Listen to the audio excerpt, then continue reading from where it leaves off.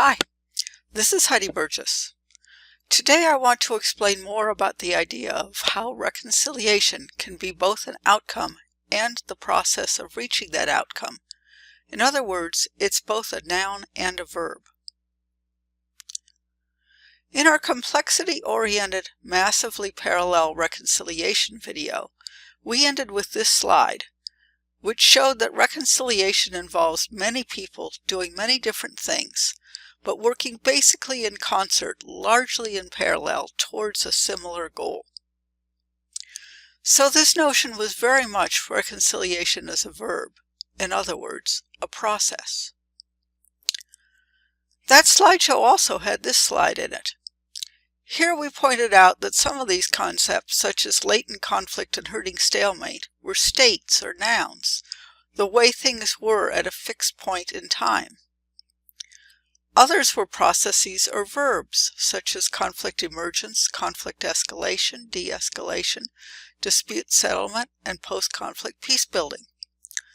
But out to the right, after you do post-conflict peace building, the idea was that you would get to an end state, a desired outcome. And that was, supposedly, reconciliation. So let's explore a little bit more about what that means. One of the common images that people have is that reconciliation is some sort of kumbaya resolution, the notion the end of history, a utopia where there's no more conflict. Is that true? I would argue that it is not. For a start, you're never going to get rid of conflict, and you never want to. Guy argues that conflict is the engine of social learning. We don't learn how to change bad things into good things without having conflict. And even if you could, there's no way in the kind of complex, intractable conflicts that we talk about that you're going to completely do away with all conflict. So if you don't do that, then what is reconciliation? In the article that I referenced in the earlier video by Simon Keyes, he summarizes many different papers, all of which had different definitions of what reconciliation means.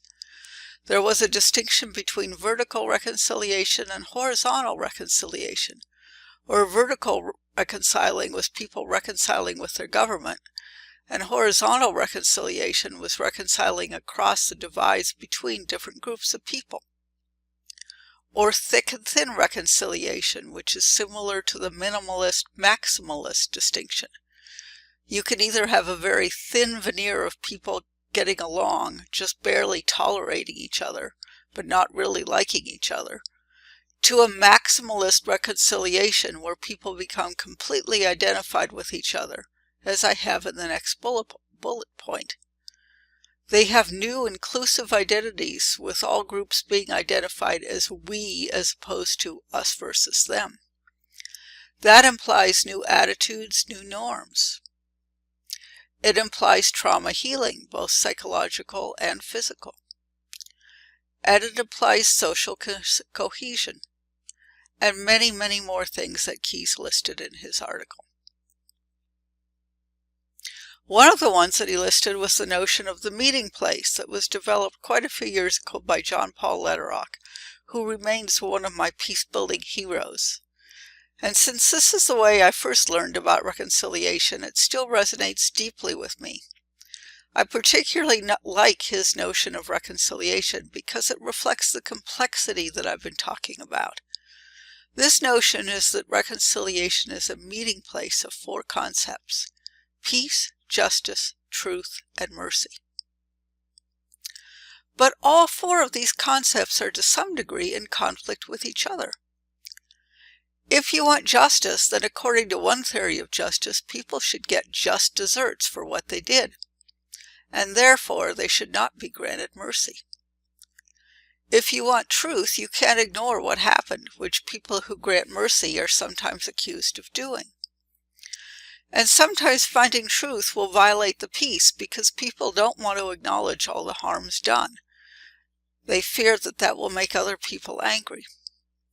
And likewise, finding justice can also be seen as preventing peace from happening, although there also is the argument that if you want peace, you have to fight for justice. So bottom line, all four of these concepts are very complex. We'll be talking a lot more about them as time goes on. But the key idea is that in order to get to Lederach's place called reconciliation, you have to balance out all four of these ideas. Just before I was going to make this video, I was at the Alliance for Peacebuilding's conference, PeaceCon 2020, and I heard Ibrahim Rasool, who is a former ambassador to the United States from South Africa. He was talking about the tension between peace and justice. He explained that many people in South Africa and elsewhere argue that South Africa should not have given nearly as much amnesty for the crimes of apartheid as they did, as part of the Truth and Reconciliation Commission. These people argue that as a result of selling out on justice, there still is a great deal of inequality and injustice remaining in South Africa. But what the South Africans found out was a way to balance all of these things in order to get them in a position to be able to work over time to perfect them and to perfect the notion of reconciliation. So Rasool answered the charge this way: if they had held out for perfect justice, would they have even been alive a year or two later? Or would they have had total war instead of an uneasy peace? His belief was no, they would not have been alive 2 years later. They know the peace that they have in South Africa is not perfect. The justice they have is far from perfect. The truth wasn't entirely perfect. Not everyone came and told the truth, and what was told was partial at best, and mercy was granted unevenly. But what he emphasized was that reconciliation is a careful balancing of many factors. And it's not a short-term prospect. It takes a long time. But eventually you can get to the point where the balance beam isn't as narrow, it isn't as precarious, it's much more stable, and it has many, many more people on board. This is a great example of what Guy and I call dynamic reconciliation. Even reconciliation as a noun, as an end state, isn't a static end state. It's a dynamic end state where everyone has to continue to work to stay balanced on the reconciliation balance beam. Guy points out that his image of reconciliation is moving from what he says are invisible fist societies, where one side is inflicting coercive power on the other, to invisible hand societies where people work together in balance, in concert, so that everybody's needs are met. The invisible hand notion, of course, came from Adam Smith, who was talking about capitalist economies, and Kenneth Boulding added the invisible fist notion as a contrast to the invisible hand. So Guy's interpretation of this is once you get the invisible hand overcoming the invisible fist, that's when you have reconciliation. Guy goes on to point out that reconciliation needs to limit the power of tyrants and plutocrats and tyrant wannabes. It also requires limiting the ability of those people to stop invisible hand people from being effective. Another way he puts it is that peace and reconciliation are the inversion of Clausewitz. Clausewitz famously said that war is the continuation of diplomacy by other means. If you turn that upside down, peace and reconciliation are the continuation of war, in other words, violent approaches to conflict, by other means.